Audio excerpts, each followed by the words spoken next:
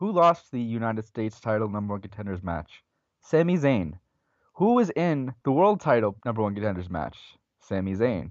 So what happens? You lose a mid card number one contenders match, and you're rewarded by being placed in the main event number one contenders title match. What the hell is going on? This makes no sense.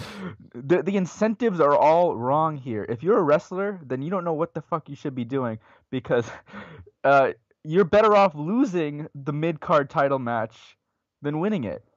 So what incentive do you have to win? This is just insanity. I'm telling you, this up is down. You know how on the night after WrestleMania, the commentators are trying to play it off like up is down, This is left is Bizarro right. World. This is bizarro. This actually is a bizarro world. This makes no sense. This is insanity. Another thing is that I have written down about all this. Rollins and Balor, much like Sami Zayn, they both lost their number one contenders match for the IC title, and then they end up in the world title match. What is this? This is crazy. This is just insanity. It's called bad incentives. The incentives are all wrong. And the thing about that is we're not supposed to sit back and connect the dots. We're not supposed to do that, because if we do, we're somehow wrong. We're somehow the weirdos, even though all of this stuff is supposed to be connected, and these moments are happening for a reason, right? Like, you want us to watch the show on a week-to-week basis, and you want us to follow these stories that you're attempting to tell and things like that. But if we think too much about it, we're wrong.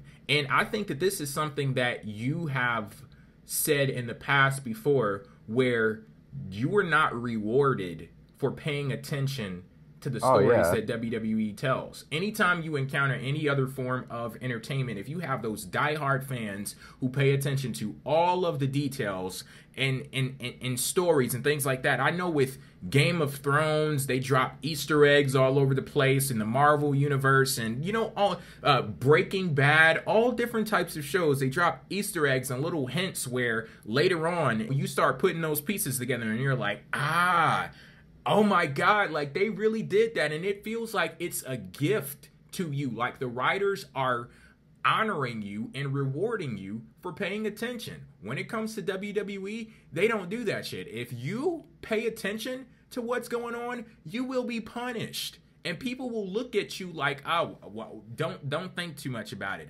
Turn your brain off. Why do I have to turn my brain off when I'm watching wrestling? Like, people love to tell me, "Oh, don't get too hyped up about wrestling. Like it's scripted." Okay, well, yeah. Guess what? Everything else on TV is scripted as well, and they have different tenets of storytelling that they have to adhere to. But when it comes to WWE, so many friggin' excuses, as if they don't have to adhere to those same tenets of storytelling and entertainment like everybody else. And people will say things like, "Oh, you just like to complain. You don't really like to watch. You don't really want to like it." That's the dumbest shit I've ever heard. I don't watch shows not to like it. Exactly. And you know what? This does not happen with other forms of things that I watch. I don't watch Better Call Saul and Breaking Bad knowing more than the writers, That would never happen. I can never know more than those writers because they are excellent in what they do, and they take great care to actually understand the audience, understand their own universe, and more than the audience does. They know things about their universe, and they take care of it more than we can ever comprehend. Like some of the things they make sure not to do, I would never think of. So they're always connecting dots. They're always looking, where have we been before? What's established before? I don't watch TV anywhere else hating it. And then people might say, okay, why do you watch it then? Well, that's a fair point. If I hate it so much, why do I watch it? But I don't really hate it. At worst, I just don't care.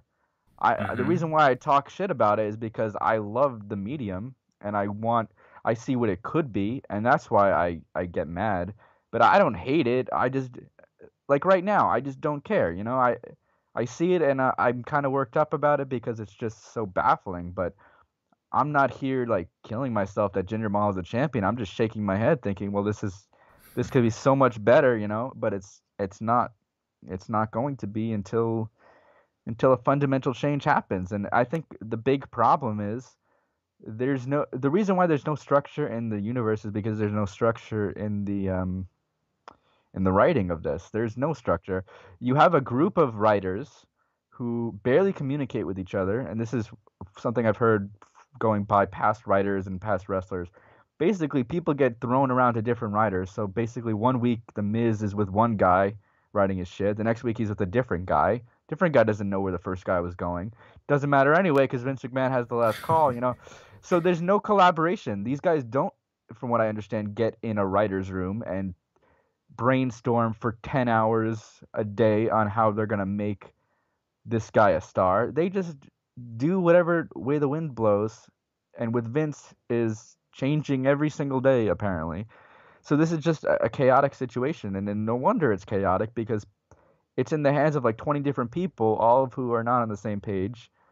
And even if they were on the same page, because I really don't think it's the writers fundamentally, I would like to think a lot of these. I would like to think a lot of these writers probably have some good ideas, probably know that this is crap, but what can they do? Because Vince is the last call, and he does what he wants. And sometimes he has great ideas, a lot of times he doesn't, and that's what we got to deal with.